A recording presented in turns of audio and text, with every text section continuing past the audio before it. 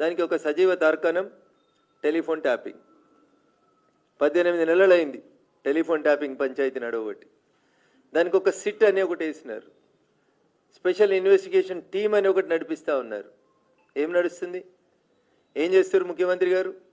అయ్యా ఇంటెలిజెన్స్ పోలీసులు జర గట్టిగానే ఉండ్రి. ఏం జరుగుతుంది? ఎప్పుడు స్టార్ట్ అయింది టెలిఫోన్ ట్యాపింగ్? బయటికి ఎప్పుడు వచ్చింది? ఏడ మొదలైంది పంచాయతీ? ఈ రాష్ట్రంలో దుబ్బాకలో ఉప ఎన్నిక జరిగినప్పుడు పంచాయతీ మొదలైంది. ఉప ఎన్నిక జరుగుతున్నప్పుడు పోలీసులు మా ఫోన్లు వింటుర్రని నేను రోజు అప్పుడున్నటువంటి డీజీపీ కంప్లైంట్లు పెట్టినాను. ఎంత దుర్మార్గంగా పనిచేస్తుంది మీ సిట్ అంటే అక్కడనే కనబడతా ఉంది. గాంధీ భవన్లో పనిచేసే వాళ్ళకి ఇస్తారు, కాంగ్రెస్ పార్టీ సోషల్ మీడియాలోకి ఇస్తుంది సిట్ నోటీసులు. వాళ్ళందరినీ విచారణ చేస్తున్నాం, స్టేట్మెంట్ రాస్తున్నాం అని చెప్తారు. దుబ్బాక ఉప ఎన్నికల్లో పైసలు పట్టుకున్నామని చెప్పి నా కుటుంబ సభ్యుల్ని, సంబంధం లేని వ్యక్తుల్ని టెలిఫోన్లు వినుకుంటూ హరాస్ చేసిరని రఘునందన్ రావు అప్పుడున్నటువంటి డీజీపీకి 10 సార్లు కంప్లైంట్ ఇచ్చిండు.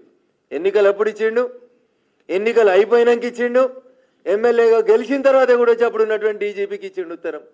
ఆడపోయినాయి ఉత్తరాలు. స్పెషల్ ఇన్వెస్టిగేషన్ టీంకి చేరతలేవా? అప్పుడున్నటువంటి డీజీలు గారా చీఫ్ సెక్రటరీ గారిని పిలిచిర్రు, స్పెషల్ సెక్రటరీ గారిని పిలిచిర్రు. ప్రభుత్వం చెప్తే చేసినాం, ప్రభాకర్ రావుని పట్టుకొచ్చినాక అందరినీ పట్టుకొస్తాం. ఇంకెన్ని రోజులు జరుగుతారు మీరు? విచారణ పేరిట టైంపాస్ ఎన్ని రోజులు కావాలి సిట్కి, కాంగ్రెస్ పెద్దలకి? అరే మీ నిజాయితీ ఏంది అని అడుగుతున్నా నేను. ఎవరెవరినో పిలుస్తా ఉన్నారు సంబంధం లేని కాంగ్రెస్ నాయకుల్ని. 2020 నవంబర్లో దుబ్బాక ఉప ఎన్నిక జరిగింది. ఈ రాష్ట్ర రాజకీయాల్ని మలుపు తిప్పినటువంటి ఎన్నిక. మా మీద 24 కేసులు పెట్టిరు టీఆర్ఎస్ వాళ్ళు. మేము మాట్లాడతాం కదా, టెలిఫోన్ ట్యాపింగ్ బాధితుడిని నేను కదా. వీళ్ళని వదిలేసి పిసిసి ప్రెసిడెంట్ గారిని పిలుచుకోండి. 23 ఎలక్షన్లప్పుడు ఏం జరిగింది? You want to make it the Panchayat between Congress and TRS. ఇదేనా స్పెషల్ ఇన్వెస్టిగేషన్ ఆఫీసర్లు చేస్తున్న ఇన్వెస్టిగేషన్? రఘునందన్ రావు ఫోన్లు వినలేదా? రఘునందన్ రావుకి నోటీస్ ఇవ్వాల్సిన అవసరం లేదా? గాంధీ భవన్ పంచాయతీ ఇది, గాంధీ భవన్ పంచాయతీ జూబ్లీ హిల్స్ పంచాయతీ ఇది.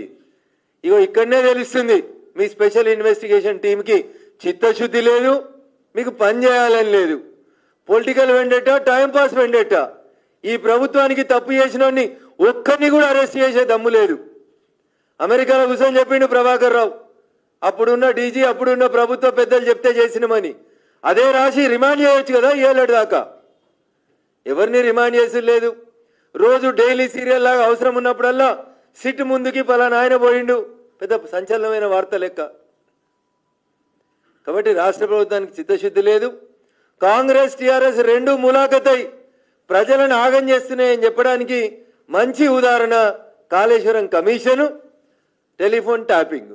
ఈ రెండిట్లలో ఎండ్ రిజల్ట్ ఏమొస్తుందంటే ముఖ్యమంత్రి గారు ఎలక్షన్లప్పుడు మమ్మల్ని నూకు ఎద్దేవా చేస్తుండే, బీజేపీ ఏమిచ్చింది, కేంద్రం ఏమిచ్చిందని. ఆయనకు ఒక ఊత పదం ఉంటుండే, గాడిద గుడ్డు వచ్చిందని. ఈ కాళేశ్వరం కమిషన్ అయినా, సిట్ అయినా ఇవన్నీ ఇన్వెస్టిగేషన్ చేసి రేపు రాత్రి లాస్ట్కి తెలంగాణ ప్రజల ముందు ఏముంచుతాయంటే, ముఖ్యమంత్రి గారి భాషలో చెప్పాలంటే గాడిద గుడి తప్పితే వీళ్ళు ఏం చేసేటట్లు లేరు. ఇక్కడ కొండందవి వెనకటికో సామెత చెప్తారు, ఎలుకని పట్టిర్రని. వీళ్ళ ఆఖరికి ఎలుకని కాదు ఇంకేం కూడా పడుతుంది కూడా వీళ్ళకి చేతనైతే లేదు. నిజంగా మీ సిట్కి చిత్తశుద్ధి ఉంటే, సిట్లో పనిచేస్తున్న పోలీస్ ఆఫీసర్లకు చిత్తశుద్ధి ఉంటే ఎందుకు రిమాండ్లు జరుగుతలేవు? ప్రభాకర్ రావుని తెస్తాం, ఏ బొక్కలైనా వేస్తాం, ఏడున్నా పట్టుకొస్తామన్నారు. ఏమైంది ఇన్వెస్టిగేషన్? ఎప్పుడు జరుగుతుంది? 2023 ఎన్నికలప్పుడు మీ పంచాయతీ తెలుసుకుంటేందుకు సిట్ చెప్తున్నారు తప్పితే మేమిచ్చిన కంప్లైంట్లు ఏవి? 2020 అక్టోబర్, నవంబర్, డిసెంబర్లో కూడా నేను గెలిచిన తర్వాత కూడా కంప్లైంట్లు ఇచ్చిన. ఏమి మరి డీజీ గారికి ఇచ్చిన కంప్లైంట్లు? మాకేం సంబంధం లేదు, మా మీదైన కేసులకు సంబంధం లేదు. అంటే ఇది ఒక నాటకం అన్నట్టు.